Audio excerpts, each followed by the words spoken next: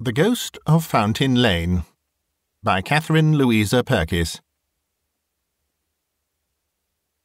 "Will you be good enough to tell me how you procured my address?"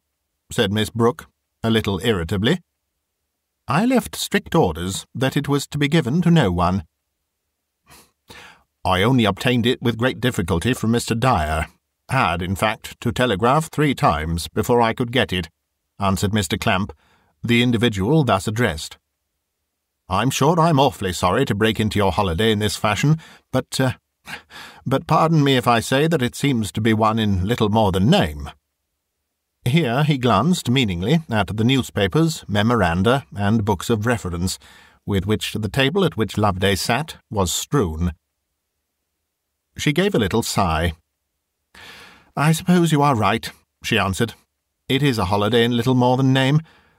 I verily believe that we hard workers, after a time, lose our capacity for holiday-keeping. I thought I was pining for a week of perfect laziness and sea breezes, and so I locked up my desk and fled. No sooner, however, do I find myself in full view of that magnificent sea and sky picture, than I shut my eyes to it, fasten them instead on the daily papers, and set my brains to work, con amore, on a ridiculous case that is never likely to come into my hands."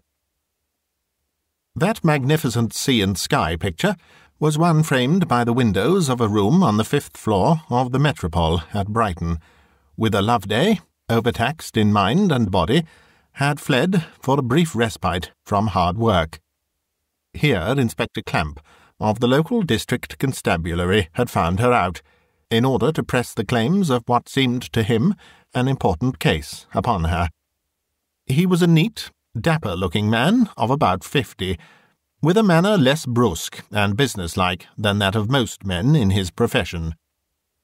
"Oh, pray drop the ridiculous case," he said earnestly, and set to work, con amore, upon another far from ridiculous and most interesting. "I'm not sure that it would interest me 1/4 so much as the ridiculous one." "Don't be sure till you've heard the particulars. Listen to this." Here the inspector took a newspaper cutting from his pocket-book, and read aloud as follows. "A cheque, the property of the Reverend Charles Turner, Vicar of East Downs, has been stolen under somewhat peculiar circumstances. It appears that the reverend gentleman was suddenly called from home by the death of a relative, and thinking he might possibly be away some little time, he left with his wife 4 blank cheques, signed, for her to fill in as required. They were made payable to self or bearer, and were drawn on the West Sussex Bank. Mrs. Turner, when first questioned on the matter, stated that as soon as her husband had departed, she locked up these cheques in her writing-desk. She subsequently, however, corrected this statement, and admitted having left them on the table while she went into the garden to cut some flowers. In all, she was absent, she says, about 10 minutes. When she came in from cutting her flowers, she immediately put the cheques away. She had not counted them on receiving them from her husband, and when, as she put them into her davenport, she saw that there were only 3, she concluded that that was the number he had left with her. The loss of the cheque was not discovered until her husband's return, about a week later on. As soon as he was aware of the fact, he telegraphed to the West Sussex Bank to stop payment, only, however, to make the unpleasant discovery that the cheque, filled in to the amount of £600, had been presented and cashed, in gold, 2 days previously. The clerk who cashed it took no particular notice of the person presenting it, except that he was of gentlemanly appearance, and declares himself to be quite incapable of identifying him. The largeness of the amount raised no suspicion in the mind of the clerk, as Mr. Turner is a man of good means, and since his marriage, about 6 months back, has been refurnishing the vicarage, and paying away large sums for old oak furniture and for pictures. "There, Miss Brooke," said the inspector, as he finished reading. "If, in addition to these particulars, I tell you that 1 or 2 circumstances that have arisen seem to point suspicion in the direction of the young wife, I feel sure you will admit that a more interesting case, and one more worthy of your talents, is not to be found." Loveday's answer was to take up a newspaper that lay beside her on the table. "So much for your interesting case," she said. "Now, listen to my ridiculous one." Then she read aloud as follows. Authentic Ghost Story. The inhabitants of Fountain Lane, a small turning leading off Ship Street, have been greatly disturbed by the sudden appearance of a ghost in their midst. Last Tuesday night, between 10 and 11 o'clock, a little girl named Martha Watts, who lives as a help to a shoemaker and his wife at number 5 in the lane, ran out into the streets in her night-clothes in a great state of terror, saying that a ghost had come to her bedside. The child refused to return to the house to sleep, and was accordingly taken in by some neighbours. The shoemaker and his wife, Freer by name, when questioned by the neighbours on the matter, admitted, with great reluctance, that they too had seen the apparition, which they described as being a soldier-like individual, with a broad white forehead, and having his arms folded on his breast. This description is, in all respects, confirmed by the child, Martha Watts, who asserts that the ghost she saw reminded her of pictures she had seen of the great Napoleon. The Freers state that it first appeared in the course of a prayer meeting held at their house on the previous night, when it was distinctly seen by Mr. Freer. Subsequently, the wife, awakening suddenly in the middle of the night, saw the apparition standing at the foot of the bed. They are quite at a loss for an explanation of the matter. The affair has caused quite a sensation in the district, and at the time of going to press, the lane is so thronged and crowded by would-be ghost-seers that the inhabitants have great difficulty in going to and from their houses. "A scare, a vulgar scare, nothing more," said the inspector, as Loveday laid aside the paper. "Now, Miss Brooke, I ask you seriously, supposing you get to the bottom of such a stupid, commonplace fraud as that, will you in any way add to your reputation?" "And supposing I get to the bottom of such a stupid, commonplace fraud as a stolen cheque, how much, I should like to know, do I add to my reputation?" "Well, put it on other grounds, and allow Christian charity to have some claims. Think of the misery in that gentleman's house, unless suspicion can be lifted from the young wife and directed to the proper quarter. Think of the misery of the landlord of the Fountain Lane houses if all his tenants decamp in a body, as they no doubt will, unless the ghost mystery is solved." The inspector sighed. "Well, I suppose I must take it for granted that he will have nothing to do with the case," he said. "I brought the cheque with me, thinking you might like to see it." "I suppose it's very much like other cheques," said Loveday, indifferently, and turning over her memoranda, as if she meant to go back to her ghost again. "Yes," said Mr. Clamp, taking the cheque from his pocket-book and glancing down at it. "I suppose the cheque is very much like other cheques. This little scribble of figures in pencil at the back, 144,000, can scarcely be called a distinguishing mark." "What's that, Mr. Clamp?" asked Loveday, pushing her memoranda on one side. 144,000, did you say?" Her whole manner had suddenly changed from apathy to that of keenest interest. Mr. Clamp, delighted, rose and spread the cheque before her on the table. "The writing of the words £600, he said, bears so close a resemblance to Mr. Turner's signature that the gentleman himself told me he would have thought it was his own writing if he had not known that he had not drawn a cheque for that amount on the given date. You see, it is that round, schoolboy's hand, so easy to imitate, I could write it myself with half an hour's practice. No flourishes, nothing distinctive about it." Loveday made no reply. She had turned the cheque and was now closely scrutinizing the pencilled figures at the back. "Of course," continued the inspector, "those figures were not written by the person who wrote the figures on the face of the cheque. That, however, matters but little. I really do not think they are of the slightest importance in the case. They might have been scribbled by someone making a calculation as to the number of pennies in £600, There are, as no doubt you know, exactly 144,000. Who has engaged your services in this case? The bank or Mr. Turner? Mr. Turner. When the loss of the cheque was first discovered, he was very excited and irate, and when he came to me the day before yesterday, I had much difficulty in persuading him that there was no need to telegraph to London for half a dozen detectives, as we could do the work quite as well as the London men. When, however, I went over to East Downs yesterday to look round and ask a few questions, I found things had altogether changed. He was exceedingly reluctant to answer any questions, lost his temper when I pressed them, and as good as told me that he wished he had not moved in the matter at all. It was this sudden change of demeanour that turned my thoughts in the direction of Mrs. Turner. A man must have a very strong reason for wishing to sit idle under a loss of £600, for, of course, under the circumstances, the bank will not bear the brunt of it. Some other motives may be at work in his mind. Consideration for old servants, the wish to avoid a scandal in the house. Oh, quite so. The fact, taken by itself, would give no ground for suspicion, but certainly looks ugly if taken in connection with another fact which I have since ascertained, namely, that during her husband's absence from home, Mrs. Turner paid off certain debts contracted by her in Brighton before the marriage, and amounting to nearly £500. Paid them off, too, in gold. I think I mentioned to you that the gentleman who presented the stolen cheque at the bank preferred payment in gold. You are supposing not only a confederate, but also a vast amount of cunning, as well as of simplicity, on the lady's part.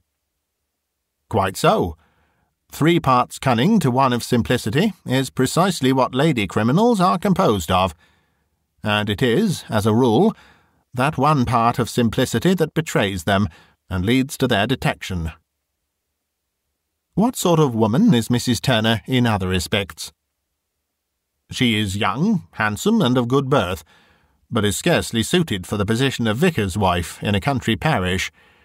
She has lived a good deal in society, and is fond of gaiety, and in addition is a Roman Catholic, and, I'm told, utterly ignores her husband's church and drives every Sunday to Brighton to attend Mass.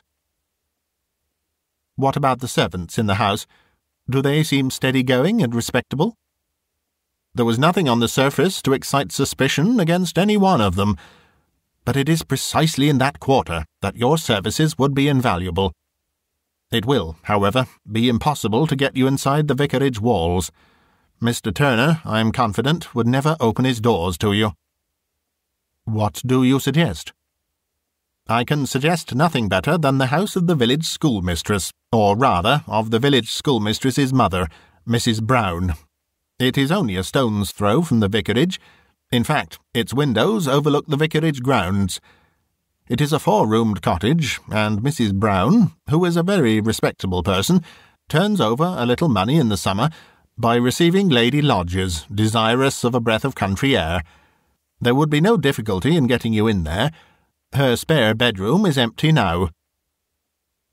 I should have preferred being at the vicarage, but if it cannot be, I must make the most of my stay at Mrs. Brown's. How do we get there? I drove from East Downs here in a trap I hired at the village inn, where I put up last night, and where I shall stay tonight. I will drive you, if you will allow me. It is only 7 miles off. It's a lovely day for a drive, breezy, and not too much dust. Could you be ready in about half an hour's time, say? But this, Loveday said, would be an impossibility. She had a special engagement that afternoon. There was a religious service in the town that she particularly wished to attend. It would not be over until 3 o'clock, and consequently not until 3:30 would she be ready for the drive to East Downs. Although Mr. Clamp looked unutterable astonishment at the claims of a religious service being set before those of professional duty, he made no demur to the arrangement, and accordingly 3:30 saw Loveday and the inspector in a high-wheeled dog-cart rattling along the marina in the direction of East Downs. Loveday made no further allusion to her ghost story, so Mr. Clamp, out of politeness, felt compelled to refer to it. "I heard all about the Fountain Lane ghost yesterday, before I started for East Downs," he said, "and it seemed to me, with all deference to you, Miss Brooke, an everyday sort of affair, the sort of thing to be explained by a heavy supper, or an extra glass of beer." "There are a few points in this ghost story that separate it from the everyday ghost story," answered Loveday. "For instance, you would expect that such emotionally religious people, as I have since found the Freers to be, would have seen a vision of angels, or at least a solitary saint. Instead, they see a soldier, too, in the likeness of a man who is anathema marathona to every religious mind, the great Napoleon." "To what denomination do the Freers belong?" "To the Wesleyan. Their fathers and mothers before them were Wesleyans. Their relatives and friends are Wesleyans, one and all, they say.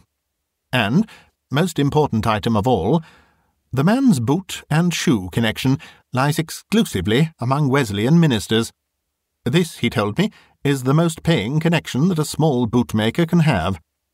Half a dozen Wesleyan ministers pay better than 3 times the number of church clergy, for whereas the Wesleyan minister is always on the tramp among his people, the clergyman generally contrives in the country to keep a horse, or else turns student and shuts himself up in his study."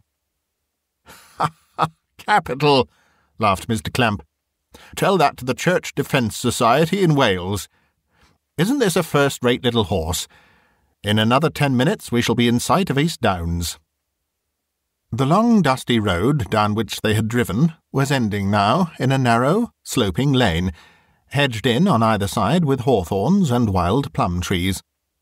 Through these the August sunshine was beginning to slant now, and from a distant wood there came a faint sound of fluting and piping, as if the blackbirds were thinking of tuning up for their evening carols.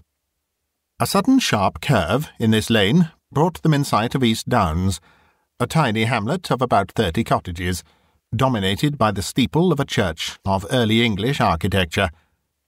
Adjoining the church was the vicarage, a goodly-sized house with extensive grounds, and in a lane running alongside these grounds were situated the village schools and the schoolmistress's house. The latter was simply a 4-roomed cottage, standing in a pretty garden with cluster roses and honeysuckle, now in the fullness of their August glory, climbing upwards to its very roof. Outside this cottage Mr. Clamp drew rein. "If you'll give me 5 minutes' grace," he said, "I'll go in and tell the good woman that I have brought her, as a lodger, a friend of mine, who is anxious to get away for a time from the noise and glare of Brighton. Of course, the story of the stolen cheque is all over the place, but I don't think anyone has, at present, connected me with the affair. I am supposed to be a gentleman from Brighton who is anxious to buy a horse the vicar wishes to sell, and who can't quite arrange terms with him." While Loveday waited outside in the cart, an open carriage drove past, and then in through the vicarage gates. In the carriage were seated a gentleman and lady, whom, from the respectful greetings they received from the village children, she conjectured to be the Reverend Charles and Mrs. Turner.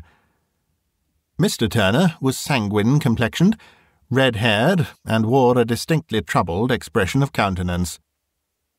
With Mrs. Turner's appearance, Loveday was not favourably impressed. Although a decidedly handsome woman, she was hard-featured, and had a scornful curl to her upper lip. She was dressed in the extreme of London fashion. They threw a look of inquiry at Loveday as they passed, and she felt sure that inquiries as to the latest addition to Mrs. Brown's ménage would soon be afloat in the village. Mr. Clamp speedily returned, saying that Mrs. Brown was only too delighted to get her spare room occupied. He whispered a hint as they made their way up to the cottage door, between borders thickly planted with stocks and mignonette. It was, "Don't ask her any questions, or she'll draw herself up as straight as a ramrod and say she never listens to gossip of any sort." But just let her alone, and she'll run on like a mill-stream, and tell you as much as you'll want to know about everyone and everything. She and the village postmistress are great friends, and between them they contrive to know pretty much what goes on inside every house in the place." Mrs. Brown was a stout, rosy-cheeked woman of about 50, neatly dressed in a dark stuff gown with a big white cap and apron. She welcomed Loveday respectfully and introduced, evidently with a little pride, her daughter, the village schoolmistress, a well-spoken young woman of about 28. Mr. Clamp departed with his dog-cart to the village inn, announcing his intention of calling on Loveday at the cottage on the following morning, before he returned to Brighton. Miss Brown also departed, saying she would prepare tea. Left alone with Loveday, Mrs. Brown speedily unloosed her tongue. She had a dozen questions to ask respecting Mr. Clamp and his business in the village. Now, was it true that he had come to East Downs for the whole and sole purpose of buying one of the vicar's horses? She had heard it whispered that he had been sent by the police to watch the servants of the vicarage. She hoped it was not true, for a more respectable set of servants were not to be met with in any house, far or near. Had Miss Brooke heard about that lost cheque? Such a terrible affair. She had been told that the story of it had reached London.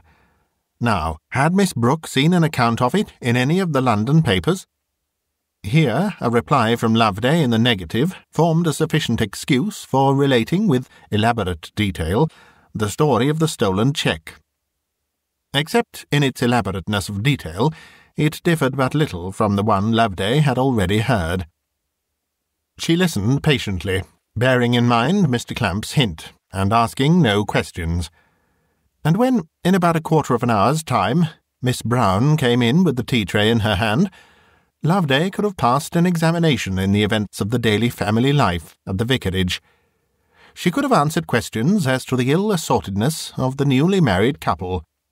She knew that they wrangled from morning till night, that the chief subjects of their disagreement were religion and money matters, that the vicar was hot-tempered, and said whatever came to the tip of his tongue, that the beautiful young wife, though slower of speech, was scathing and sarcastic, and that, in addition, she was wildly extravagant, and threw money away in all directions.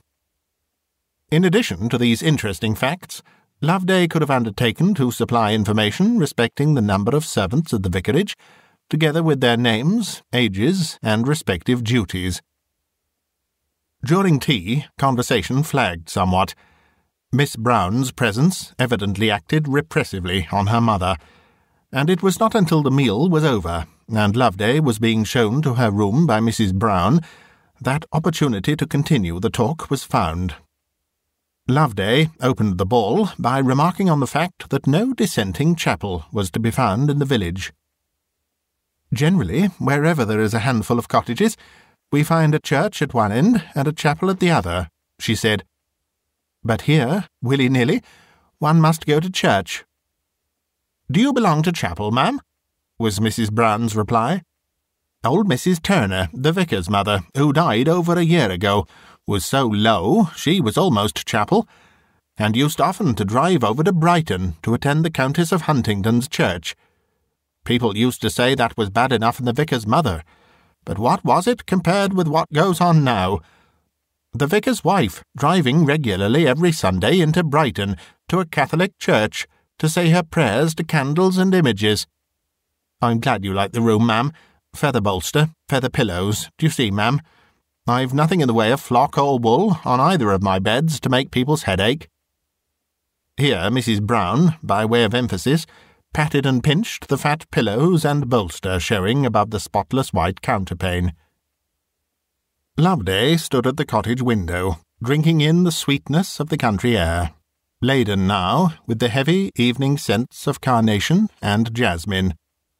Across the road, from the vicarage, came the loud clanging of a dinner gong, and almost simultaneously the church clock chimed the hour, 7 o'clock. "Who is that person coming up the lane?"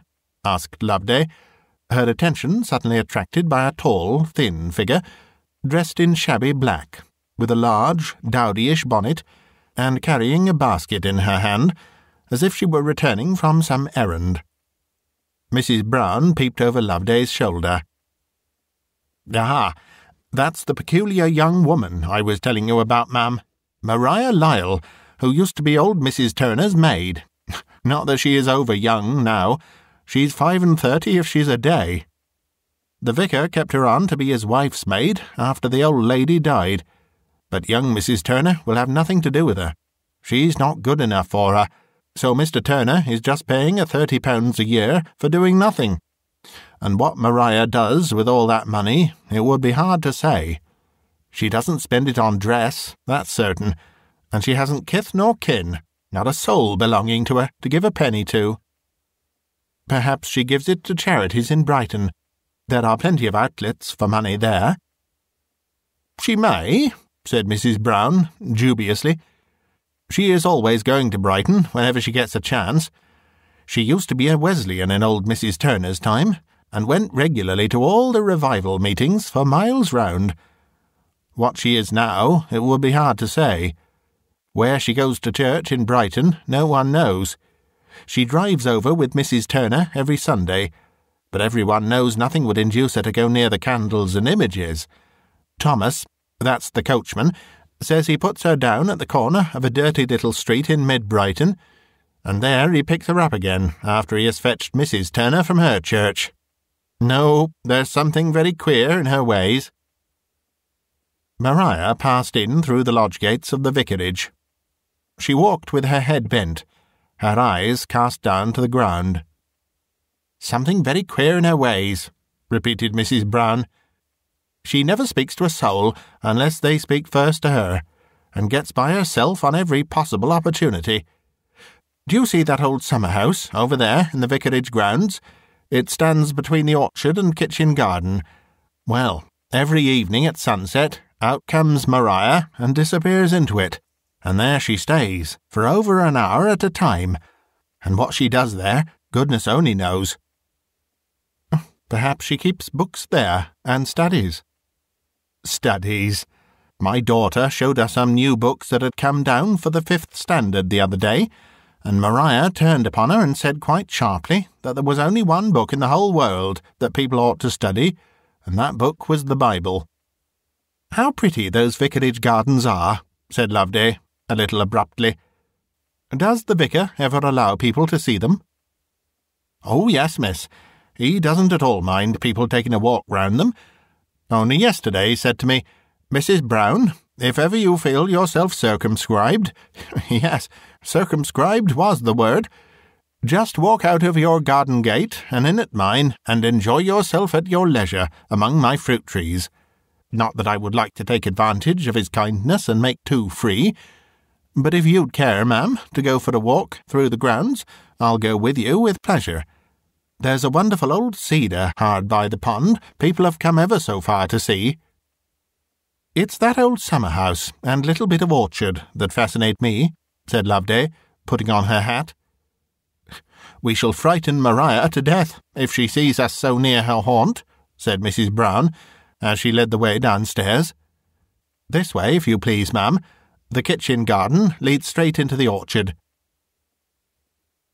Twilight was deepening rapidly into night now. Bird notes had ceased. The whir of insects, the croaking of a distant frog, were the only sounds that broke the evening stillness. As Mrs. Brown swung back the gate that divided the kitchen garden from the orchard, the gaunt black figure of Mariah Lyle was seen approaching in an opposite direction. "Well, really, I don't see why she should expect to have the orchard all to herself every evening," said Mrs. Brown, with a little toss of her head. "Mind the gooseberry bushes, ma'am. They do catch at your clothes so. My word, what a fine show of fruit the vicar has this year. I never saw pear trees more laden." They were now in the bit of orchard to be seen from the cottage windows. As they rounded the corner of the path in which the old summer-house stood, Mariah Lyle turned its corner at the farther end, and suddenly found herself almost face to face with them. If her eyes had not been so persistently fastened on the ground, She would have noted the approach of the intruders as quickly as they had noted hers. Now, as she saw them for the first time, she gave a sudden start, paused for a moment irresolutely, and then turned sharply and walked rapidly away in an opposite direction. "Mariah! Mariah!" called Mrs. Brown. "Don't run away. We shan't stay here for more than a minute or so." Her words met with no response. The woman did not so much as turn her head. Loveday stood at the entrance of the old summer-house. It was considerably out of repair, and most probably was never entered by anyone save Mariah Lyle, its unswept, undusted condition suggesting colonies of spiders and other creeping things within. Loveday braved them all and took her seat on the bench that ran round the little place in a semicircle. "Do try and overtake the girl, and tell her we shall be gone in a minute," she said, addressing Mrs. Brown. "I will wait here meanwhile. I am so sorry to have frightened her away in that fashion." Mrs. Brown, under protest, and with a little grumble at the ridiculousness of people who couldn't look other people in the face, set off in pursuit of Mariah. It was getting dim inside the summer-house now. There was, however, sufficient light to enable Loveday to discover a small packet of books lying in a corner of the bench on which she sat. One by one she took them in her hand and closely scrutinized them. The first was a much-read and pencil-marked Bible. The others were, respectively, a congregational hymn book, a book in a paper cover, on which was printed a flaming picture of a red and yellow angel pouring blood and fire from out of a big black bottle, and entitled The End of the Age, and a smaller book, also in a paper cover, on which was depicted a huge black horse, snorting fire and brimstone into ochre-coloured clouds. This book was entitled The Yearbook of the Saints, and was simply a ruled diary with sensational mottos for every day in the year. In parts, this diary was filled in with large and very untidy handwriting. In these books seemed to lie the explanation of Mariah Lyle's love of evening solitude and the lonely old summer-house. Mrs. Brown pursued Mariah to the servants' entrance to the house, but could not overtake her, the girl making good her retreat there. She returned to Loveday a little hot, a little breathless, and a little out of temper. It was all so absurd, she said. Why couldn't the woman have stayed and had a chat with them? It wasn't as if she would get any harm out of the talk. She knew as well as everyone else in the village that she, Mrs. Brown, was no idle gossip, tittle-tattling over other people's affairs. But here Loveday, a little sharply, cut short her meanderings. "Mrs. Brown," she said, and to Mrs. Brown's fancy her voice and manner had entirely changed from that of the pleasant, chatty lady of half an hour ago. "I'm sorry to say it will be impossible for me to stay even one night in your pleasant home. I have just recollected some important business that I must transact in Brighton tonight. I haven't unpacked my portmanteau, so if you'll kindly have it taken to your garden gate, I'll call for it as we drive past. I am going now, at once, to the inn, to see if Mr. Clamp can drive me back into Brighton tonight." Mrs. Brown had no words ready wherewith to express her astonishment, and Loveday assuredly gave her no time to hunt for them. 10 minutes later saw her rousing Mr. Clamp from a comfortable supper, to which he had just settled himself, with the surprising announcement that she must get back to Brighton with as little delay as possible. Now, would he be good enough to drive her there? "We'll have a pair, if they are to be had," she added. "The road is good. It will be moonlight in a quarter of an hour. We ought to do it in less than half the time we took coming." While a phaeton and pair were being got ready, Loveday had time for a few words of explanation. Mariah Lyle's diary in the old summer-house had given her the last of the links in her chain of evidence that was to bring the theft of the cheque home to the criminal. "It will be best to drive straight to the police station," she said. "They must take out 3 warrants, one for Mariah Lyle, and 2 others, respectively, for Richard Steele, late Wesleyan minister of a chapel in Gordon Street, Brighton, and John Rogers, formerly elder of the same chapel. And let me tell you," she added, with a little smile, "that these 3 worthies would most likely have been left at large to carry on their depredations for some little time to come, if it had not been for that ridiculous ghost in Fountain Lane." More than this there was not time to add, and when, a few minutes later, the 2 were rattling along the road to Brighton, the presence of the man, whom they were forced to take with them in order to bring back the horses to East Downs, prevented any but the most jerky and fragmentary of additions to this brief explanation. "I very much fear that John Rogers has bolted," once Loveday whispered under her breath. And again, a little later, when a smooth bit of road admitted of low-voiced talk, she said, "We can't wait for the warrant for Steele. They must follow us with it to 15 Draycott Street." "But I want to know about the ghost," said Mr. Clamp. "I am deeply interested in that ridiculous ghost." "Wait till we get to 15 Draycott Street," was Loveday's reply. "When you've been there, I feel sure you will understand everything." Church clocks were chiming 9:15 as they drove through Kemp Town, at a pace that made the passers-by imagine they must be bound on an errand of life and death. Loveday did not alight at the police station, and 5 minutes' talk with the inspector in charge there was all that Mr. Clamp required to put things on train for the arrest of the 3 criminals. It had evidently been an excursionist's day at Brighton. The streets leading to the railway station were thronged, and their progress along the by-streets was impeded by the overflow of traffic from the main road. "We shall get along better on foot. Draycott Street is only a stone's throw from here," said Loveday. "There's a turning on the north side of Western Road that will bring us straight into it." So they dismissed their trap, and Loveday, acting as cicerone still, led the way through narrow turnings into the district, half town, half country, that skirts the road leading to the dyke. Draycott Street was not difficult to find. It consisted of 2 rows of newly built houses of the 8-roomed lodging-letting order. A dim light shone from the first-floor windows of number 15, but the lower window was dark and uncurtained, and a board hanging from its balcony rails proclaimed that it was to let unfurnished. The door of the house stood slightly ajar, and pushing it open, Loveday led the way up a flight of stairs, lighted halfway up with a paraffin lamp, to the first floor. "I know the way. I was here this afternoon," she whispered to her companion. "This is the last lecture he will give before he starts for Judea, or, in other words, bolts, with the money he has managed to conjure from other people's purses into his own."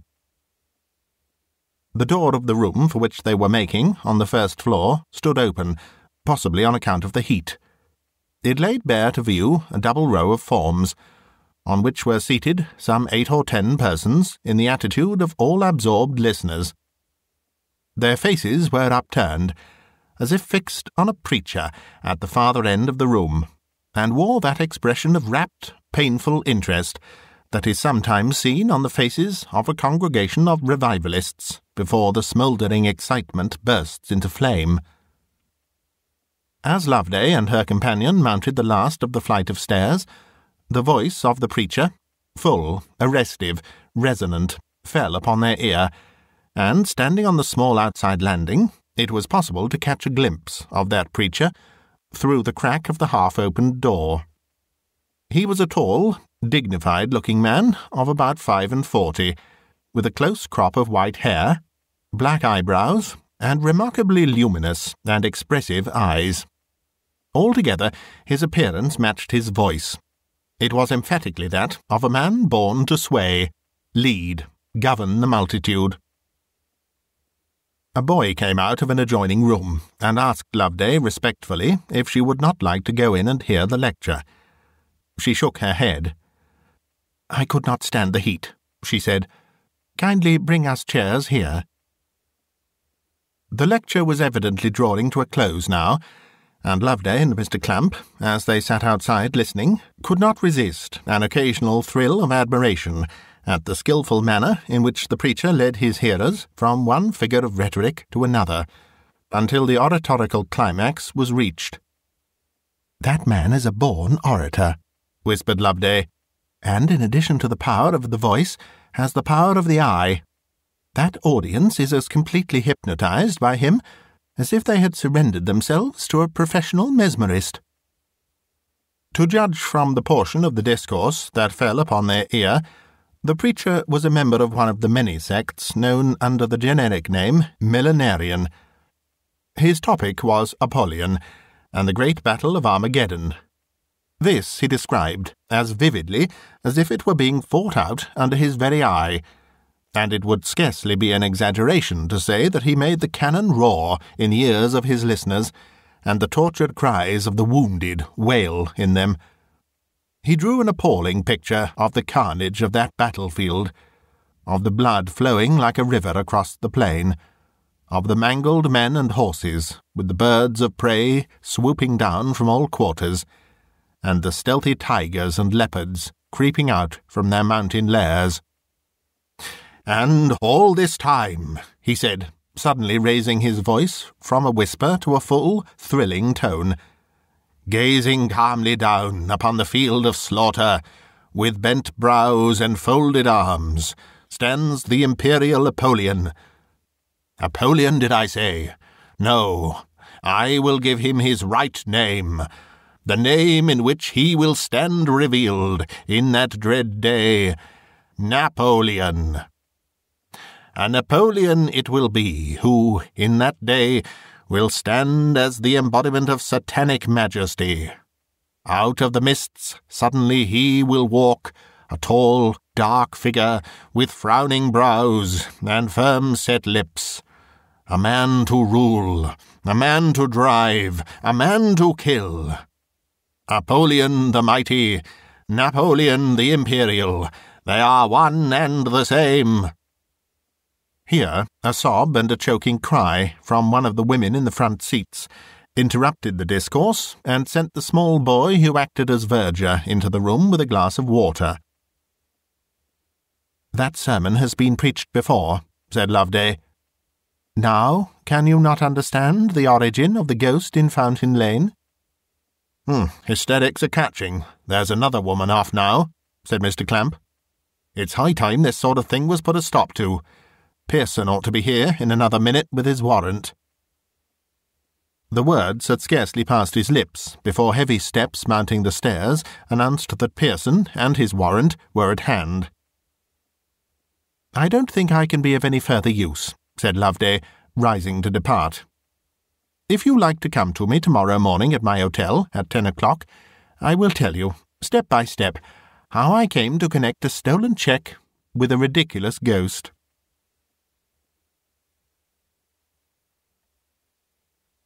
"We had a tussle. He showed fight at first," said Mr. Clamp, when, precisely at 10 o'clock the next morning, he called upon Miss Brooke at the Metropole. If he had had time to get his wits together and called some of the men in that room to the rescue, I verily believe we should have been roughly handled, and he might have slipped through our fingers after all. It's wonderful what power these born orators, as you call them, have over minds of a certain order." "Ah, yes," answered Loveday, thoughtfully. "We talk glibly enough about magnetic influence, but scarcely realize how literally true the phrase is. It is my firm opinion that the leaders of men, as they are called, have as absolute and genuine hypnotic power as any modern French expert, although perhaps it may be less consciously exercised. Now, tell me about Rogers and Mariah Lyle." "Rogers had bolted, as you expected he would have done, with the £600 he had been good enough to cash for his reverend colleague. Ostensibly, he had started for Judea to collect the elect, as he phrased it, under one banner. In reality, he has sailed for New York, where, thanks to the cable, he will be arrested on his arrival and sent back by return packet. Mariah Lyle was arrested this morning on a charge of having stolen the cheque from Mrs. Turner. By the way, Miss Brooke, I think it is almost a pity you didn't take possession of her diary when you had the chance. It would have been invaluable evidence against her and her rascally colleagues." "I did not see the slightest necessity for so doing. Remember, she is not one of the criminal classes, but a religious enthusiast, and when put upon her defence will at once confess and plead religious conviction as an extenuating circumstance. At least, if she is well advised, she will do so.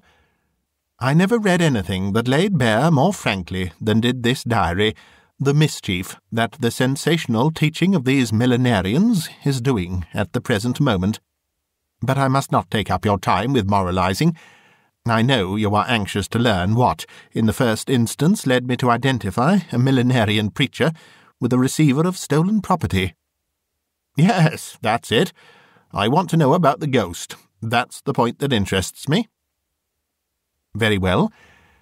As I told you yesterday afternoon, the first thing that struck me as remarkable in this ghost story was the soldierly character of the ghost. One expects emotionally religious people, like Frere and his wife, to see visions, but one also expects those visions to partake of the nature of those emotions, and to be somewhat shadowy and ecstatic. It seemed to me certain that this Napoleonic ghost must have some sort of religious significance to these people. This conviction it was that set my thoughts running in the direction of the millenarians, who have attached a religious significance, although not a polite one, to the name of Napoleon by embodying the evil Apollyon in the person of a descendant of the great emperor, and endowing him with all the qualities of his illustrious ancestor. I called upon the Freres, ordered a pair of boots, and while the man was taking my measure, I asked him a few very pointed questions on these millenarian notions. The man prevaricated a good deal at first, but at length was driven to admit that he and his wife were millenarians at heart, that, in fact, the prayer meeting at which the Napoleonic ghost had made its first appearance was a millenarian one, held by a man who had at one time been a Wesleyan preacher in the chapel in Gordon Street, but who had been dismissed from his charge there because his teaching had been held to be unsound.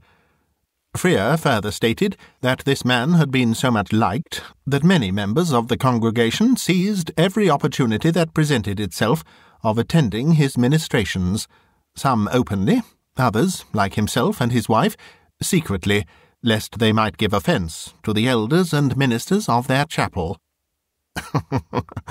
"And the boot-making connection suffer proportionately," laughed Mr. Clamp. "Precisely. A visit to the Wesleyan chapel in Gordon Street, and a talk with the chapel attendant, enabled me to complete the history of this inhibited preacher, the Reverend Richard Steele. From this attendant I ascertained that a certain elder of their chapel, John Rogers by name, had seceded from their communion, throwing in his lot with Richard Steele, and that the two together were now going about the country, preaching that the world would come to an end on Thursday, April 11th, 1901, and that 5 years before this event, viz., on the 5th of March, 1896, 144,000 living saints would be caught up to heaven.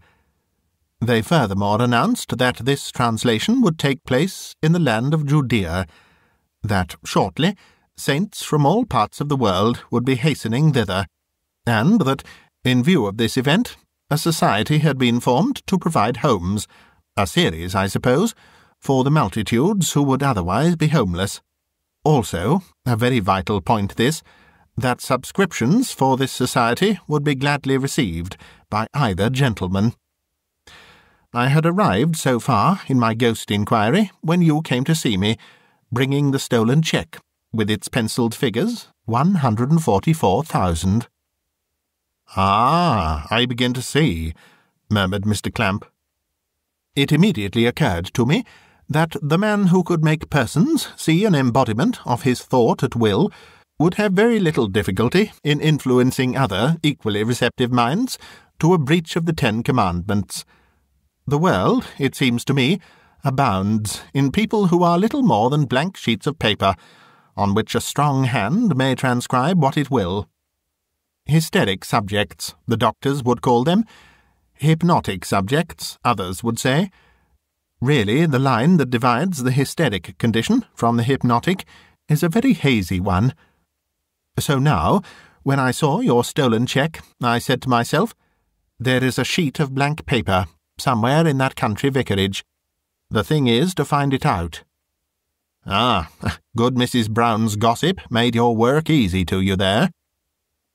It did. She not only gave me a complete summary of the history of the people within the vicarage walls, but she put so many graphic touches to that history that they lived and moved before me.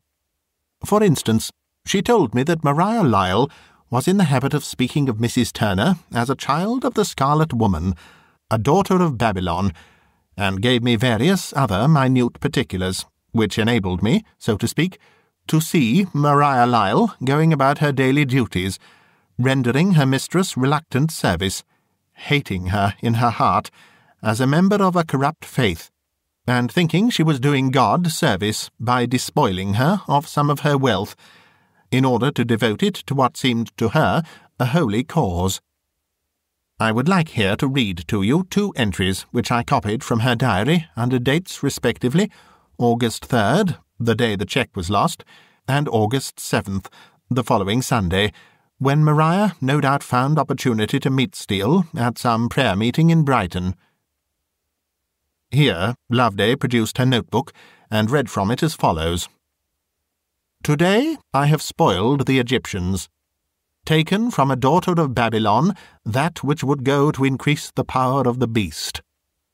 And again, under date August 7th, she writes, I have handed today to my beloved pastor that of which I despoiled a daughter of Babylon.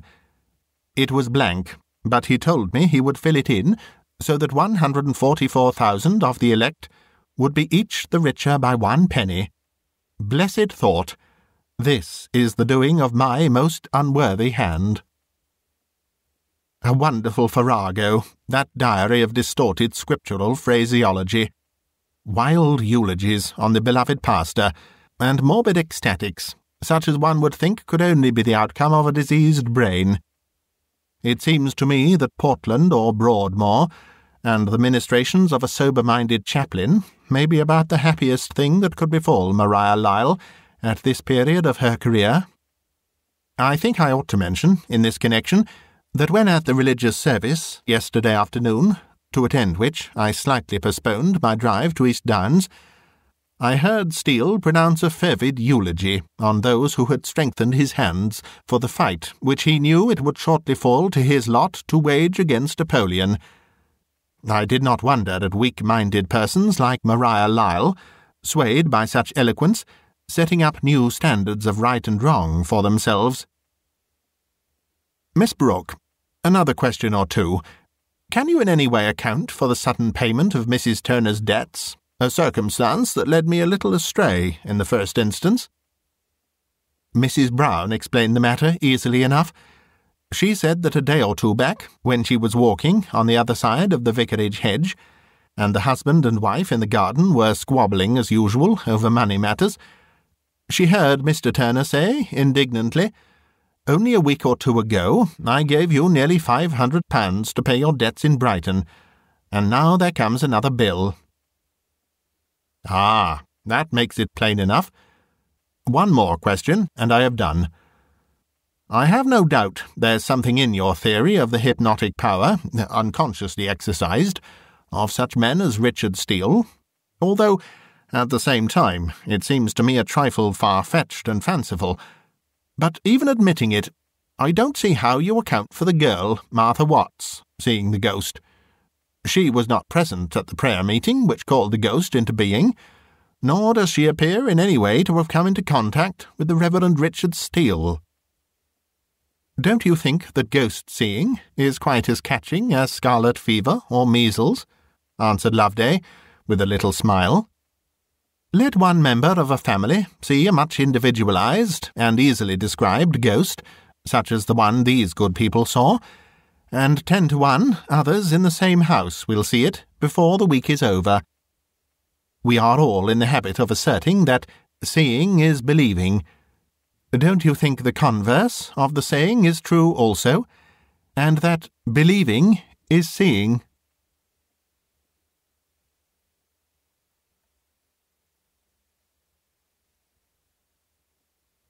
You've been listening to a bite-sized audiobook, read by Simon Stanhope.